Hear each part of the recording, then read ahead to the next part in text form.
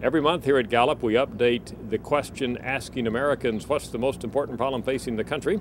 No great shock, this month, March, the overwhelming majority of Americans mentioned something about the economy. There are some interesting differences by demographic and political subgroups, however. Notice when we look at race, we find that blacks, African Americans, significantly more likely to say that unemployment's the top problem than are those of other race or ethnic groups.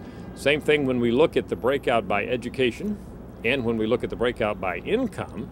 People with the lowest levels of education and lower levels of income are more likely to tell us spontaneously that it is jobs and unemployment that is the number one problem facing the country, a little less likely to get those mentions from those who have higher educations and higher incomes. A couple of interesting differences by politics. Republicans, interestingly, a little more likely to tell us that their concern is the federal deficit.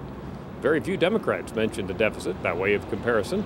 Also, Republicans more likely to mention spontaneously that moral and ethical decline is the top problem facing the country. Again, not many Democrats mention this problem spontaneously.